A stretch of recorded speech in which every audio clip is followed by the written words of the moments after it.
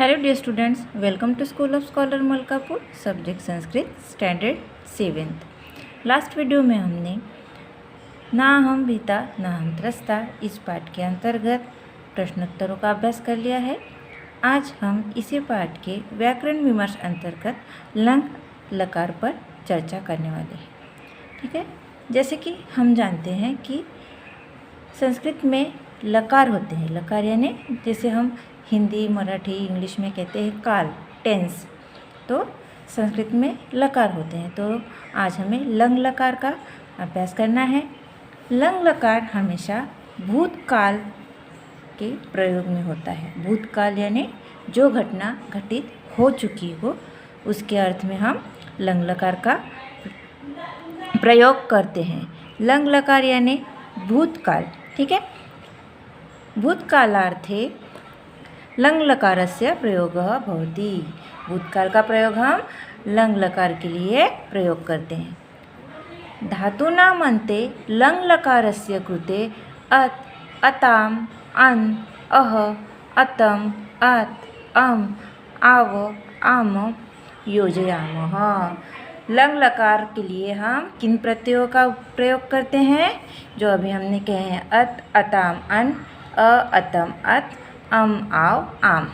इन प्रत्ययों को हम प्रयोग करते हैं। जैसे कि हमने लट लकार में अति, अति,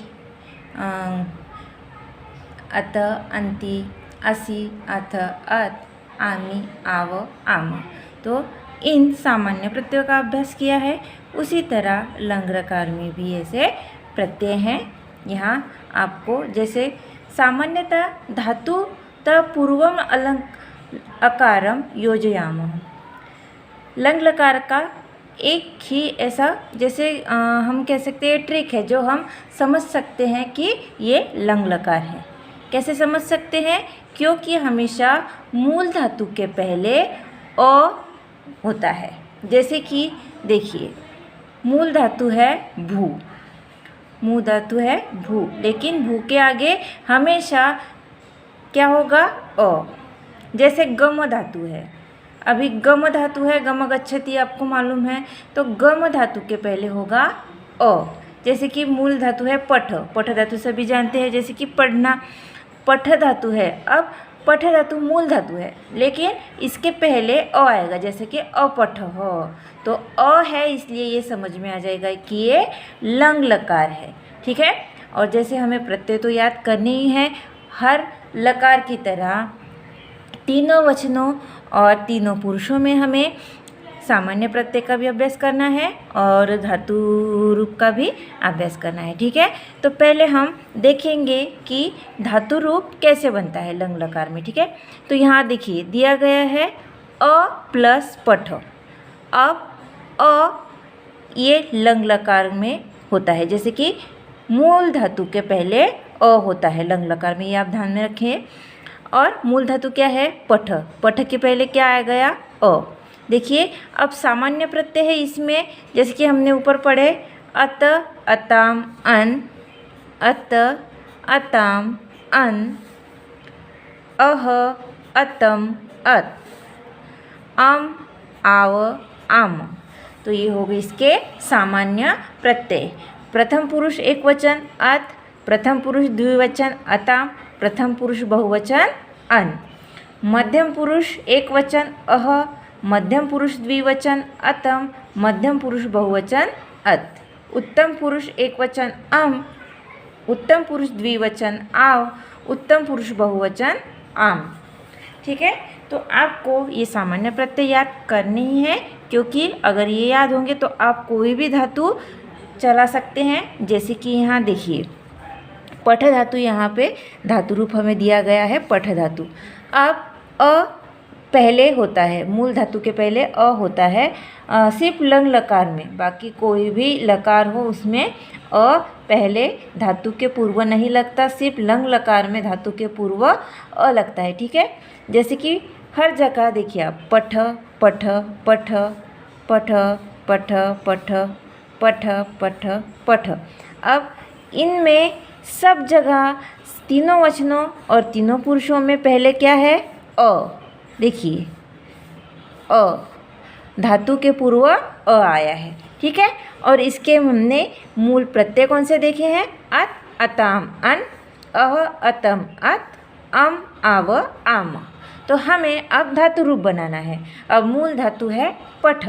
जैसे कि हम जानते हैं कि अ पहले लगता है, बीच में मूल धातु आएगा और धातुओं को हमेशा सामान्य प्रत्यय लगते हैं लकारों के। तो लकार प्रत्यय कौन सा है इसमें? अत। तो प्रथम पुरुष एकवचन क्या होगा? अपठत, अपठत।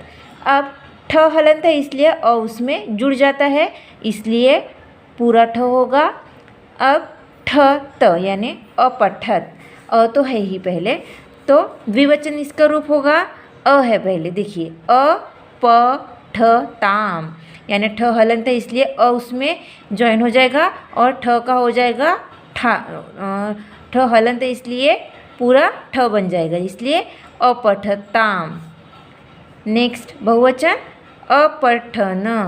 अब जैसे कि मैंने पहले भी बताया था, ठ अ में ज्वाइन हो जाएगा और अपठन यानी प्रथम पुरुष के तीनों वचनों में रूप कैसे होगा लंग लकार का? अपठत, अपठताम, अपठन।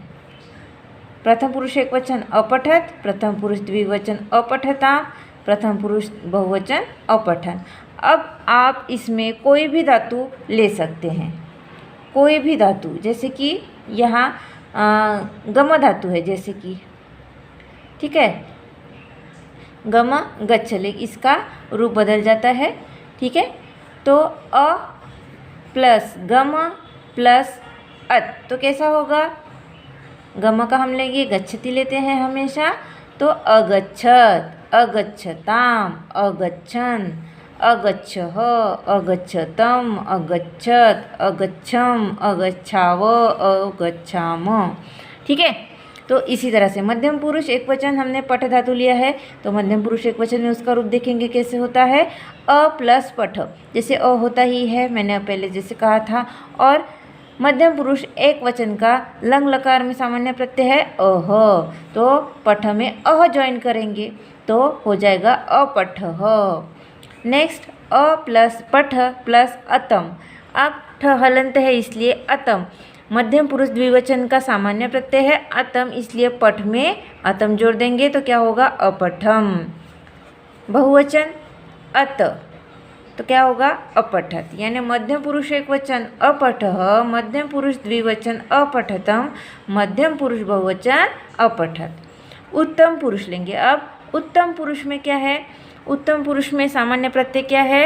अम, आव, आम, तो एक वचन में इसका रूप होगा अपठम।